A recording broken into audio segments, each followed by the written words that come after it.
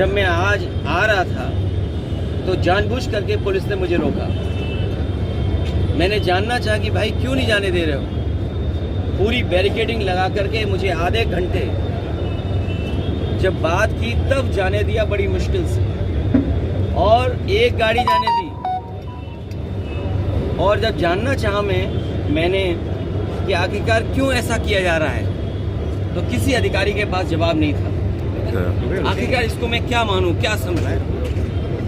इसको मैं तानाशाही समझूं, मैं इसको इमरजेंसी समझूं, मैं इस बात को ये समझूं कि ऐसा दबाव बनाना चाहते हैं, डराना चाहते हैं, धमकाना चाहते हैं कि दूसरे के धर्मों में शामिल ना हो, दूसरों के कार्यक्रम में शामिल ना हो। कम से कम मुझे ये बताओ, मैं जाने कितने वर्षों से यहाँ आ रहा हूँ। मुझे याद है नेताजी मुझे पहली बार लेकर के आए थे, उस दिन से आज तक लगातार आ रहा हूँ, लेकिन ऐसी बैरिकेडिंग कभी नहीं देखी। और बैरिकेडिंग इसलिए की जा रही थी कि लोग त्यौहार न मना पाएँ, और जो अपनी धर्म की मान्यताएं हैं, धर्म की जो परंपराएं हैं, वो भी न मान पाए। तो सबसे बड़ा खतरा लोकतंत्र को है, संविधान को है। ये सरकार बड़ी जिम्मेदारी के साथ मैं कह सकता हूँ, या मुझे नहीं कहना चाहिए, लेकिन फिर भी मैं कह रहा हूँ कि ये देश भारतीय जनता पार्टी संविधान से नहीं चला रही है। वक्फ बिल लागू होने जा रहा है सर देश भर में। मुबारकबाद दे रहे थे तो लोगों ने उनको वापस जाओ के नारे लगाए, विरोध किया। लेकिन मैं इसमें कुछ नहीं कह सकता हूँ। मैं यही कह सकता हूँ कि हमारा देश बहुत बड़ा देश है, और यहाँ पर सदियों से हम मिल कर के रहते आए हैं। हमारी मिली जुली संस्कृति यही है कि कब किसके एक दूसरे के खाने से हम मिल गए, एक दूसरे के कपड़े पहनावे से हम मिल गए।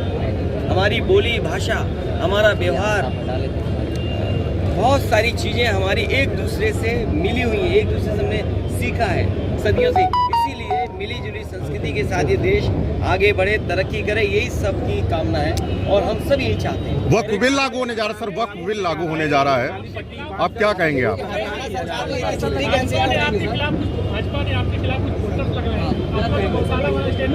मैं तो भाजपा से कहूँगा, अगर गाय के सवाल पर हमसे बेहतर कौन जानता होगा।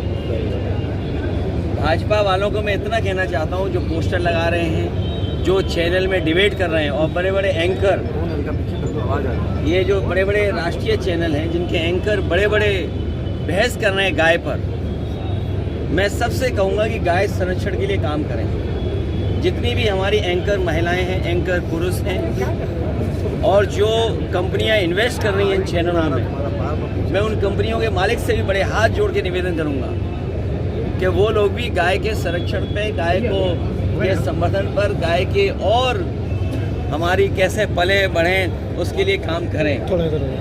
और जो बात मैंने कही वो इसलिए कही थी मैंने, क्योंकि भारतीय जनता पार्टी के लोग न गिनती बताएंगे कि गाय और सांड कितनी है उनके यहाँ, न गिनती बताएंगे, न मरने वालों की गिनती बताएंगे, और बजट आखिर कहाँ खर्च हो रहा है ये भी नहीं बताएंगे। तो मैं अपने पत्रकार साथियों से कहूँगा, जितनी जिम्मेदारी से मुझे आप जानकारी दे रहे हैं, उतनी जिम्मेदारी से संख्या कहलवा दो उनसे, और उस संख्या में एक महीने में कितने लोगों की जान जा रही है गायों की, वो भी संख्या बता दें।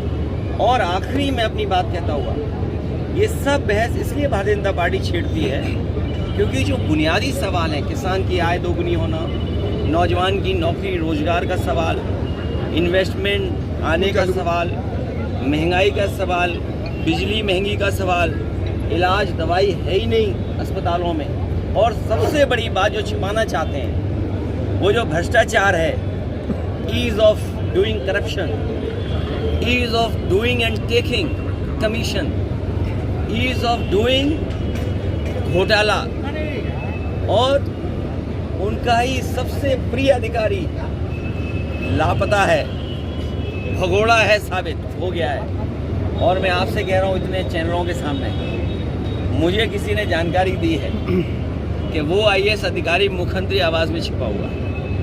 वक्फ बिल को लेकर सर लोनी कह रहा हूँ, कौन सा चैनल है आपका, बड़ा चैनल है छोटा चैनल है?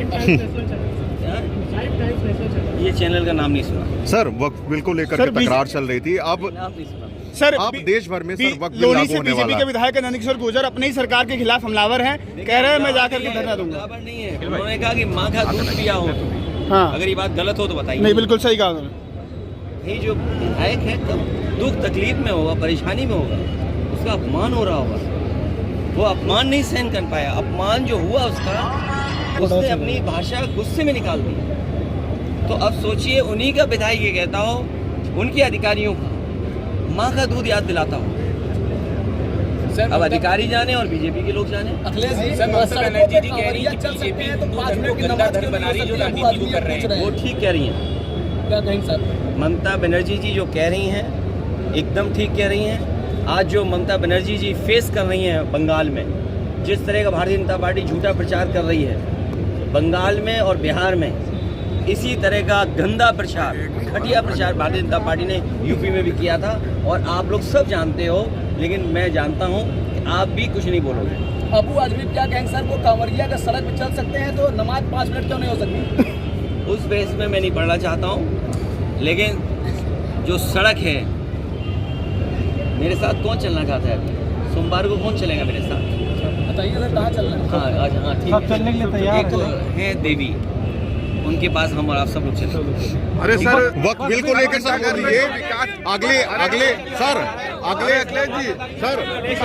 ये अगले एक हफ्ते में वक्फ बिल लागू होने जा रहा है। वक्फ बिल लागू होने जा रहा है सर। विरोध भी किया गया था, तो ये मैं आपको बताऊं, आप कहाँ के हो? के न्यूज़ में अरे लखनऊ, नहीं, न्यूज़ नहीं, यूपी को ना। लखनऊ। अगर ये प्लॉट लेना चाहेंगे उत्तराखंड में, तो इन्हें 250 मीटर का भी प्लॉट नहीं ले सकते।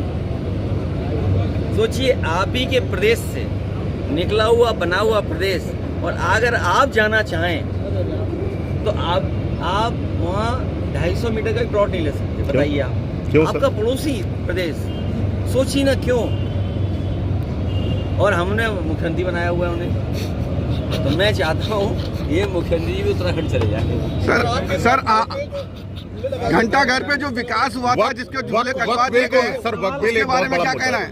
मैंने तुमसे क्या कहा? बीजेपी ने पहले एंग्लो इंडियन का वो लिया, जो एंग्लो इंडियन का रिजर्वेशन था वो छीन लिया। जीएसटी से कहा कि हमारे जो व्यापारी हैं उनको सुविधा मिलेगी, उनको मदद मिलेगी। जीएसटी ने महंगाई बढ़ा दी, व्यापार बर्बाद कर दिया, व्यापारी परेशान कर दिए। नोटबंदी ने ये कहा कि भ्रष्टाचार खत्म हो जाएगा। आप बताइए कितने का कमीशन का मामला चला है यहाँ पर? ये बंटवारे का झगड़ा है, कमीशन का झगड़ा नहीं था।